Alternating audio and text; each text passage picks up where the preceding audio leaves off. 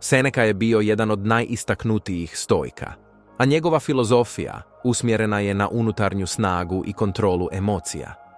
Kroz svoje spise, Seneca je često ukazivao na to kako se suočiti s teškoćama života, kako upravljati vremenom i kako izgraditi unutarnju mirnoću. Nije važno što nam se događa, već kako mi reagiramo na to.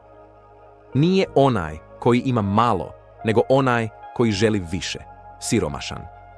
Vrijeme je ono što je najdragocjenije, a ipak ga trošimo na stvari koje nam nisu potrebne. Ne žali za onim što ne možeš promijeniti. Prihvati to s mirnoćom. Najveća sreća je biti slobodan od želje za stvarima koje ne možemo imati. Mudrost nije u tome da se zna mnogo, nego da se zna što je zaista potrebno. Tko se bori s tužnim stvarima, taj nikada neće biti ispunjen srećom. Razmisli o prošlim godinama i imaj zahvalnost za ono što si naučio.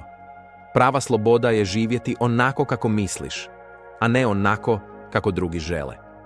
Samo tko se može nositi s nesrećama života može razumjeti pravu vrijednost sreće. Marko Aurelije bio je rimski car i filozof koji je prakticirao stoicizam kroz svoje svakodnevne akcije. Njegove meditacije govore o tome kako održati unutarnji mir u najtežim okolnostima i kako upravljati svojim reakcijama na svijet oko nas. Biti dobar je lako kad stvari idu kako treba, ali pravi test je kad ne idu. Tvoje misli oblikuju tvoju stvarnost. Nikada nemoj dopustiti da ti netko uzme unutarnji mir. Priroda te poziva da budeš ono što jesi i ništa više. Kad se stvari počnu kretati u suprotnom smjeru, sjeti se da su to samo misli, a ne stvarnost. Svi smo povezani, tvoje akcije utječu na druge i njihove na tebe. Tvoj zadatak je ispuniti svoju prirodu, a ne ono što drugi misle o tebi. Kad ti se nešto dogodi, upitaj se, je li to nešto što sam želio i ako nije, mogu li to promijeniti? Postoji samo sadašnjost.